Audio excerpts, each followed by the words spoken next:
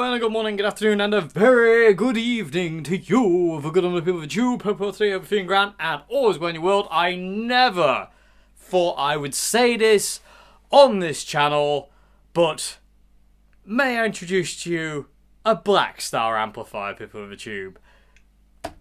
It finally happened. I finally found one. I knew there was one. I knew there had to be one out there that I would love, and here it is. Okay, so, but that's not without problems. There are problems, and I will talk to them. I will talk about them shortly. This is a Blackstar Silverline, I believe. Yes, Silverline Standard. This is the 20-watt combo version, and I'm in love with YouTube. I love this amp. This thing is fantastic. It really is. So, this thing is pretty mental. It's a digital amp. It's got, what is it? Three banks of 4 channels you can have. So you can up to 12 sounds in this little amp. You have different responses. They're called valve responses. So you've got different valve types like EL34, KT88, 6L6. I'll show you them in a bit. You've got different effects in this thing. You've got different reverbs, delays, and modulations, which I will show you. You've got kind of like a 2-band EQ. You've got a bass and a treble. And you've got the Blackstar, I suppose it's just a Blackstar specific thing, the ISF control, the infinite shape, I don't know what it's called. But basically the ISF control. It basically takes you from like a more American sounding amp and the kind of boosts and mids to it, more of a Marshall kind of thing. But it's extremely useful on this amp. It's amazing. Then you got basically like a gain level, and then you have different voices. You have clean warm, clean bright, crunch, super crunch, which is one of my favorites, OD1 and OD2, which is my favorite. So you've got all sorts of stuff in this. You've got USB line out, so you can use this thing for recording USB. I'll talk a bit more about that in a sec. You got MP3 line in. You got an emulated out and headphone out.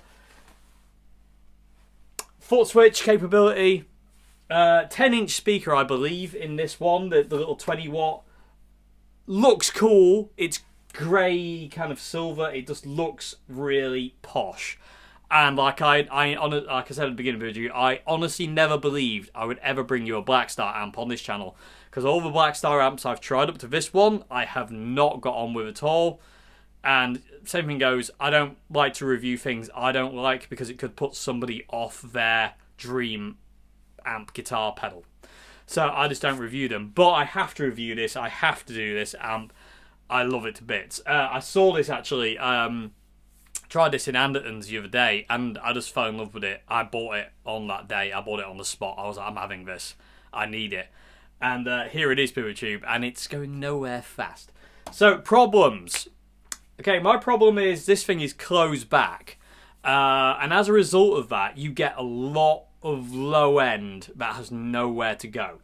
I might have to maybe doctor the cab on the back to make this a bit more of an open back.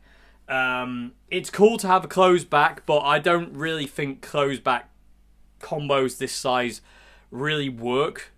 I reckon it just creates too much low end.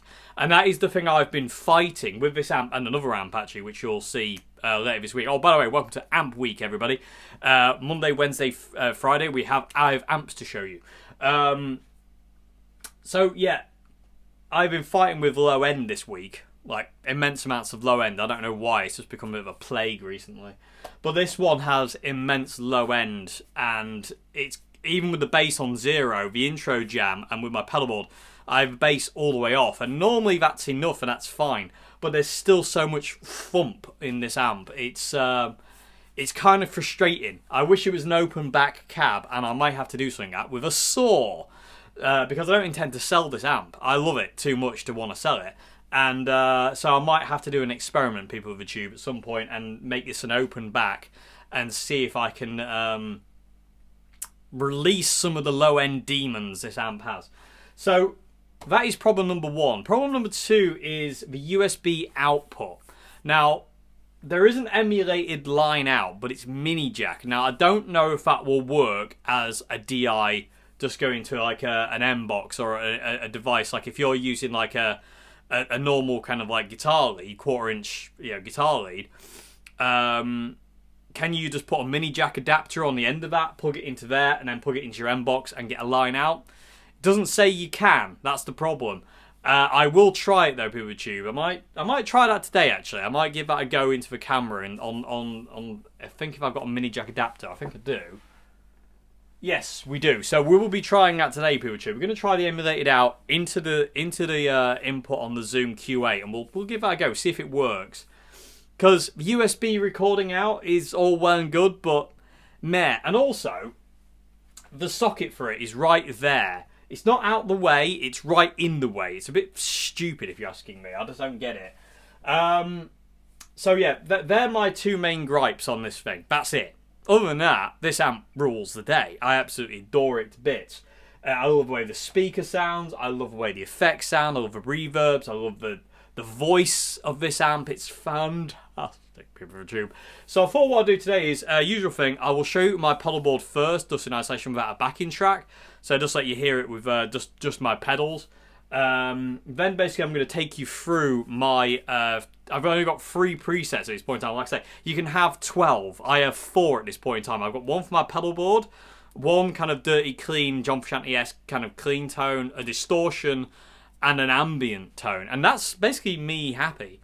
But I will show you different kind of like the responses. So the responses, you got like different... They're supposed to be kind of like valve emulation. So... You have EL84, 6V6, EL34, KT66, 6L6, and KT88.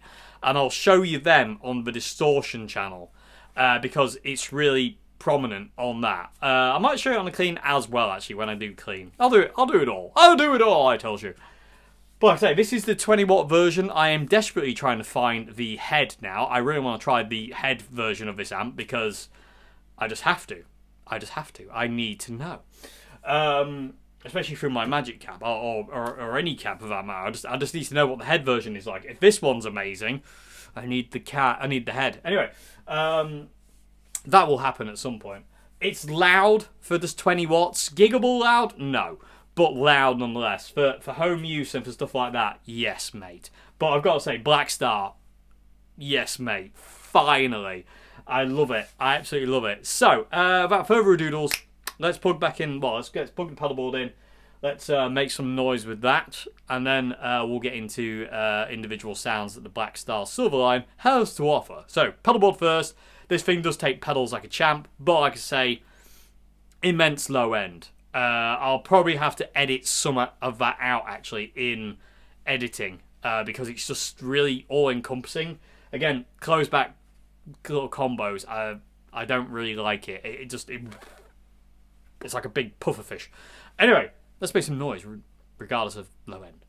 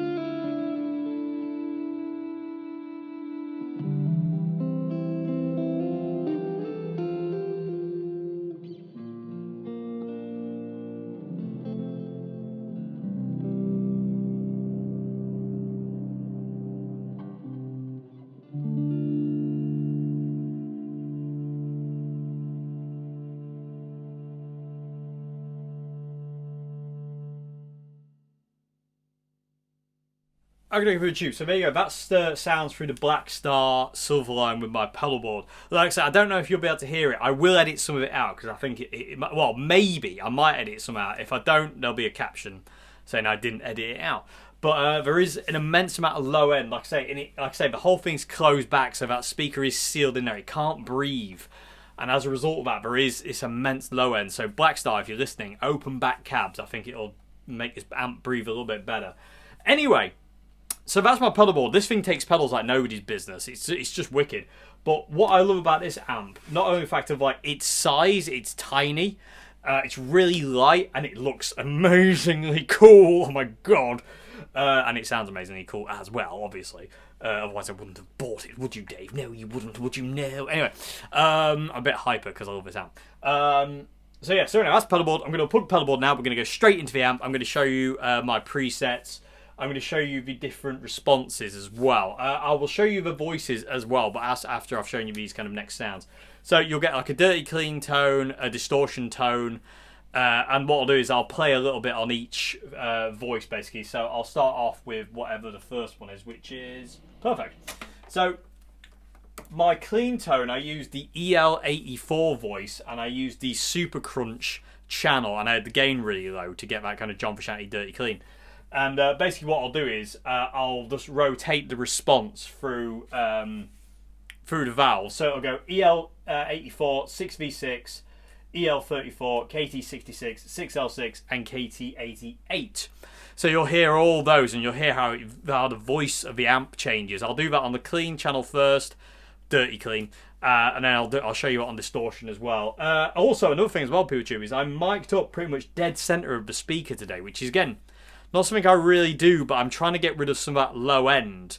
So this video might actually sound a little bit brighter than usual, because normally I mic off the side of the speaker, but because there's so much low end, it's kind of interfering with it there. So I have to mic up dead center pretty much, which again, I don't really like doing, but hopefully it comes across okay. Anyway, so let's plug back in Mr. Strat straight in. I'll also show you humbuckers in a bit as well, but we'll get the fundamentals out of the way first.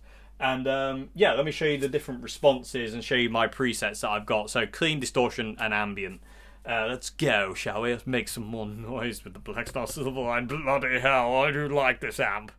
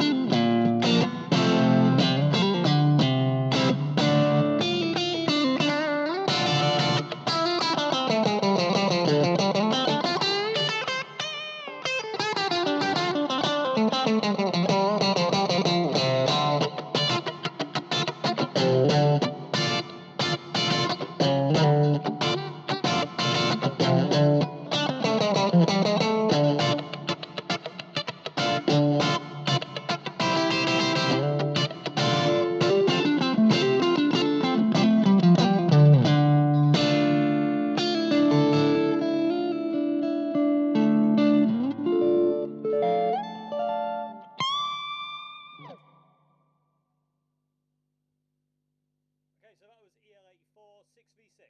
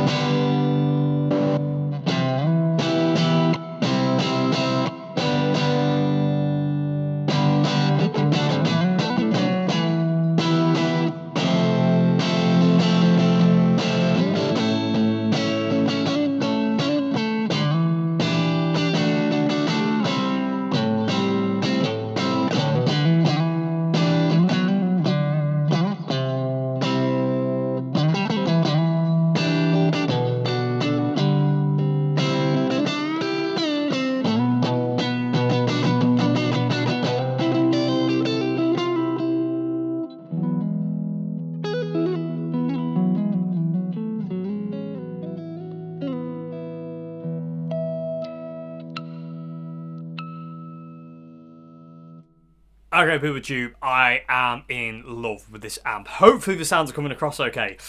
This is always the fear. I'd love to do I'd like to just do room mic videos if I'm being perfectly honest, and you get to hear what it sounds like in the room, not with a close mic.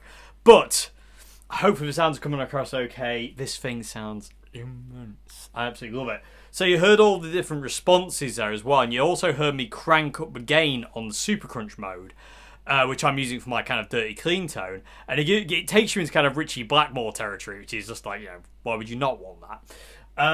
There's all sorts of different effects as well. You've got 4, I believe.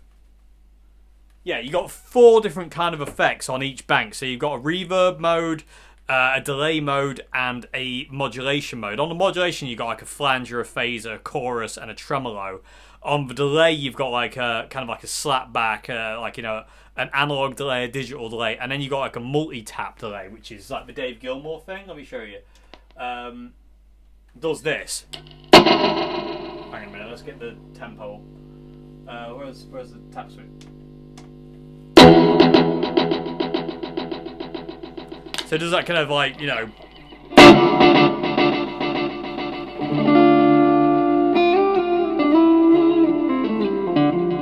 kind of Andy Timmons almost kind of thing. It's amazing. He got loads of different reverbs as well. There's kind of like a room reverb, a hall reverb, like a massive plate reverb. It's just ridiculous. Everything is in this amp that you need. It really is amazing. I love the sound of it. It's brilliant. I really love it. I really recommend going to try one of these things out. They're fairly cheap. I forget now what this one was because my brain isn't working because I'm in play mode, not think mode. But honestly, these things are amazing. Like I said, I really want to try the head. I really have to get my hands on the head. It's 100 watt. I mean, why would I want that?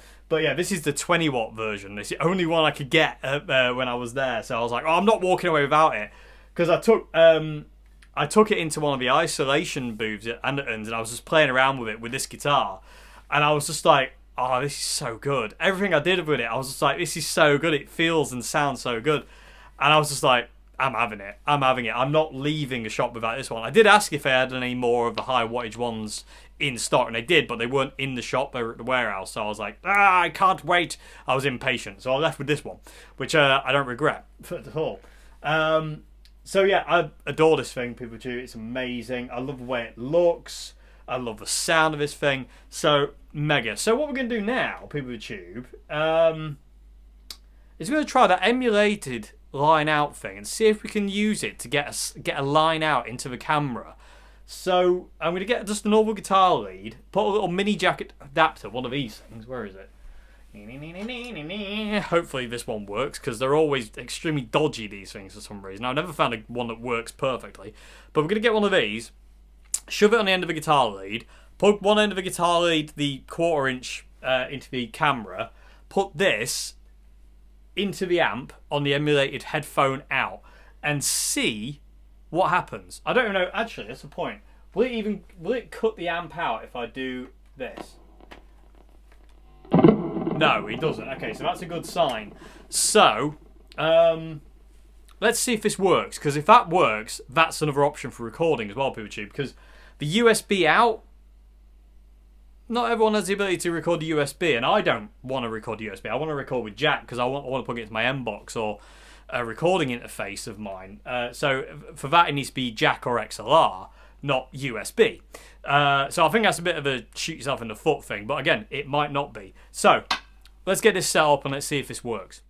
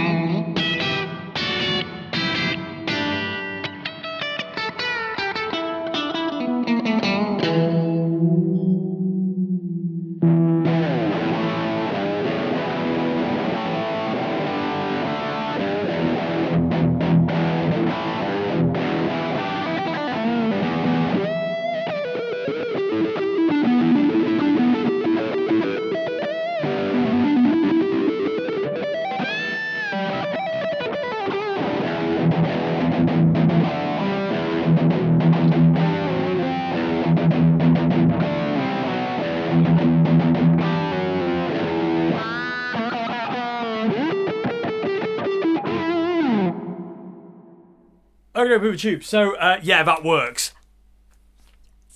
So that makes me very, very happy indeed. So all you need is one of those mini jack adapters, and you can use the guitar lead for recording purposes. And in all honesty, Pooper Tube, the mic, having listened back to the footage, the emulated line out actually sounds more close to what the amp sounds like in the room than it does on the microphone. I think it's because where the mic is. This is one of the things I prefer about DI than I do to miking, because mic, you have to put mic in his sweet spot. Otherwise, the amp doesn't sound as good as it sounds in the room, and it can change the sound. And it's really frustrating. I've got a video on this Pooper Tube somewhere. I did it when I was in France.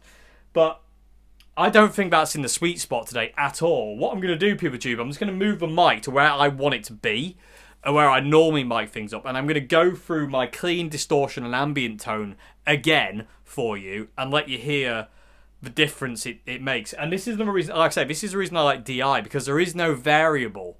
You know what I mean? What you hear is what you get. You know, if the DI sounds good, the amp sounds good.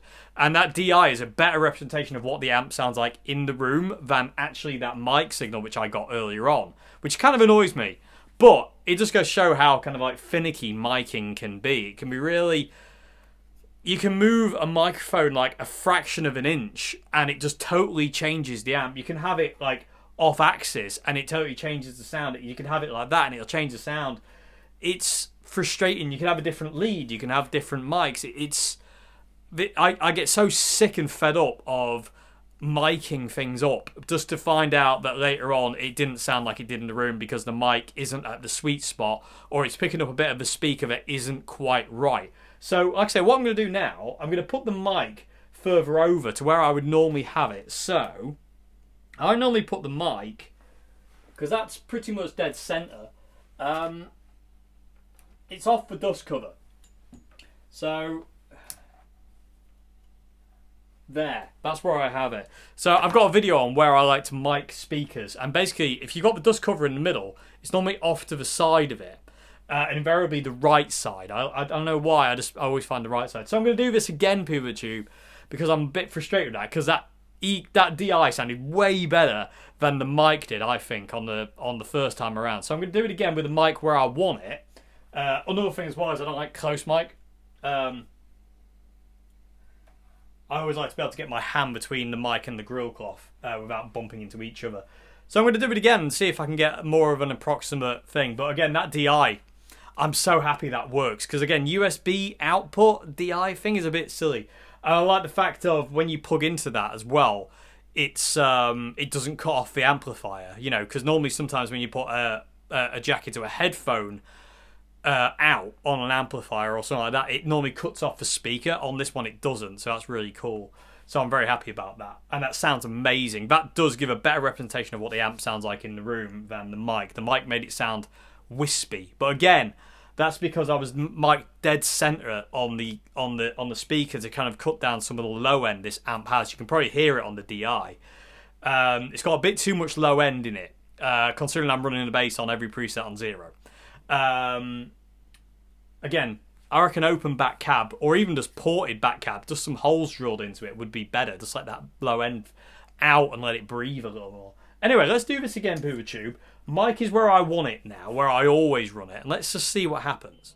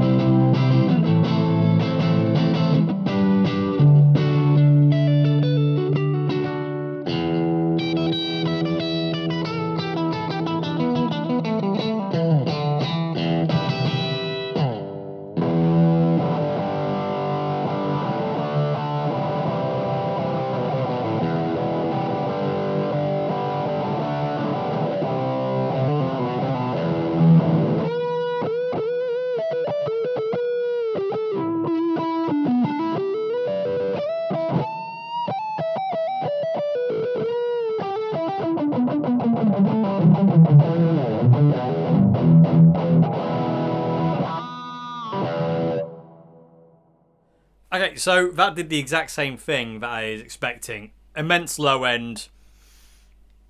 doesn't give a best representation of what the amp sounds like in the room, and that's kind of frustrating people too. But at least the DI thing works, so that's the job's a good one. And again, this is why I prefer DI. It's just so much more consistent. Again, being a consistency freak and creature of habit, I like that more. So if I ever use this amp again, I won't be miking it. I'll just be using the line out because I just prefer it, to be honest with you. I prefer DI. I really do. Like, mics are good, but again, you've got to find that sweet spot, and the speaker's a big area to find that sweet spot. And when you're on your own, it's kind of difficult because you can only move it around so much, and it's very time consuming. So DI works. That is literally what the amp sounds like in the room. The mic I don't think he's doing it enough justice. But it still sounds good, but it's just not. Again, you can really hear that low end though. Coming from the speaker, and again, I do think that's because of a closed back cab. It's got no room to breathe and let that low end out, so it just comes back through the speaker. You know, it's going out the back or trying to go out the back of the amp, smacking into that baffle board, and just coming straight back out the front again. And we're gonna have to try something with this Pikachu. We might have to do an experiment on camera or not. I don't know, to see if I can vent some of this low end. Maybe just make it into an open back instead of a closed back, and to see what happens. Because it sounds fantastic in the room, but it doesn't record well. And that is a problem, unless you're using DI out, which I recommend, personally, because you get yourself a mini jack adapter and record using the line out, headphone line out emulated thing. It sounds immense. It sounds like the amp does, in the room. Because it's kind of frustrating, because I don't have that much low end on it. I don't have any low end on it. So, just turn the amp out.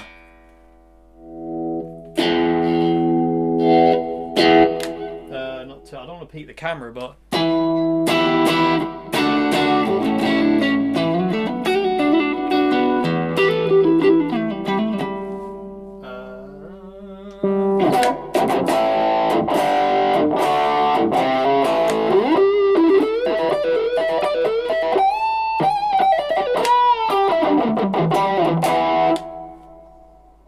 yes, bye. Interruptions, you see. It's what I have to deal with on a daily basis. Queenie interruption. My mother's clothing. Anyway, moving along. So, you heard it in the room there, so hopefully that might give you a better idea. There isn't that much low end in the room, but for some reason the mic is all it's hearing is low end, and I don't really understand that.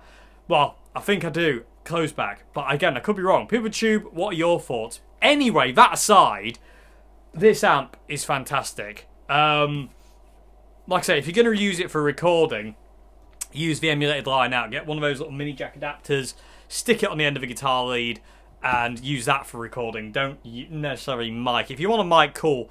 But this is a thing I've run into with another amp you're going to see this week as well.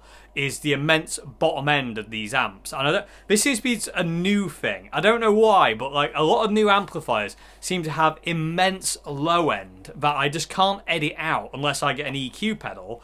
Invariably, I use my Zoom Q8, Zoom G2, and bugger about with the low end. But that's a lot of faffing about, and I don't like to do that, especially when the amp doesn't sound like that in the room, because what you end up doing is making the amp sound thinner, just for recording purposes. And then you can't perform right because it sounds naff, and it's like, well, what the hell? So that line out on that sounds amazing. It really does rule. If I do any more videos with this Blackstar PeopleTube, you'll be hearing the line out. You will not be hearing Mike. The speaker itself is good, and it sounds great.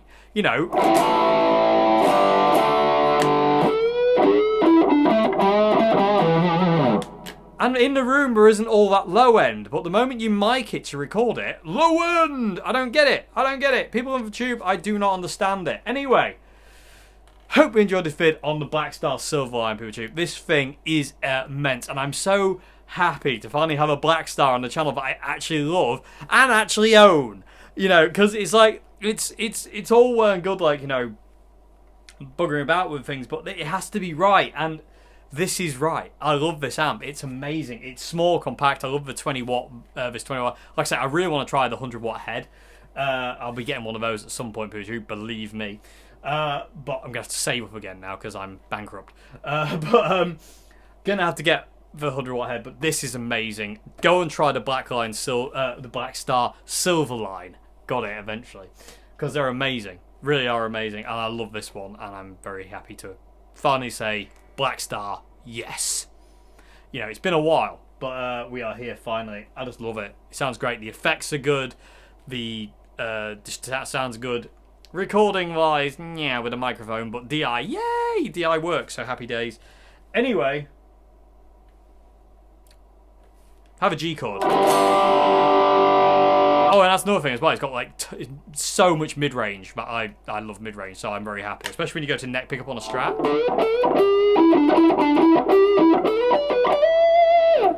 Sounds immense. So what I'm going to do now, people, is I'm going to plug the DI back in and just show you sounds with humbuckers, and I'm getting harassed again. Go away! I'm trying to film.